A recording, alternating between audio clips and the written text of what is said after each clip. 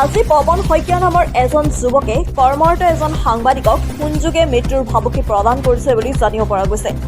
ফোনযোগে পৱন শইকীয়া নামৰ এজন গুণ্ডাই সাংবাদিকক ৰাতি কলযোগে মৃত্যুৰ ভাবুকি প্ৰদান কৰিছে। এজন সাংবাদিকক এইদৰে মৃত্যুৰ ভাবুকি প্ৰদান কৰাটো কিন্তু আইনমতে দণ্ডনীয়। আমাৰ বাতৰি প্ৰচাৰ কৰাৰ পিছত এতিয়া আৰক্ষীয়ে কি পদক্ষেপ গ্ৰহণ কৰে পৰৱৰ্তী সময়ত সেয়াহে হ'ব লক্ষণীয়।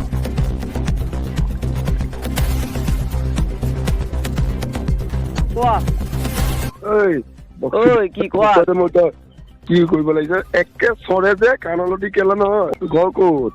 ঘৰ দিবা চলক কৰিবি আৰু তোমাৰ উল্টাই পুল্টাই ভৰাম নকৰ কিয় কি কৰিবা গম পাবি কি কৰিম কি কৰিবা কোৱাচোন গম পাবি নাই কি কৰিম কি কৰিবা কোৱা কি কৰিবা তোৰ কেলা তো মোক কি কৰিব লাগিছে একে চৰে যে কাণলতি কেলা নহয় ধমকি দিব লাগিছে না কৈ ধমকি দিব বকা ধমকি দিছিলা যে কি ধমকি দিছিলো হয় নেকি তোৰ ঘৰ ক'ত ভাইটি ক তোৰ ঘৰ ক'ত তোৰ নাই মোৰ ঘৰ ধুবুৰী হয় ধুবুৰী তুমি দম দিছিলা কালি ৰাতি কল কৰি চব কল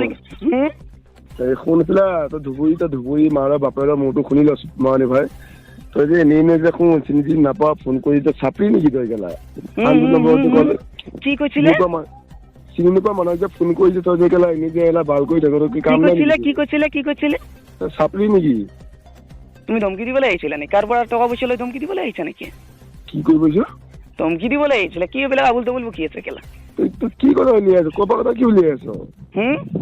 তই প্ৰথমে ফোন কিয় কৰিছিলি ৰাতি ভেটিব লাগে ৰাতিপুৱা না তুমি কল কৰিছিলা এইকাৰণে কল কৰিছিলো তোৰ একো প্ৰথমে কি তই কি ফোন কৰি কি কৈছিলি তই কি ক'বলৈ আহিছে এতিয়া কিবা ক'বা নেকি ধমকিটো দি আছে কিবা ক'বা নেকি কোৱা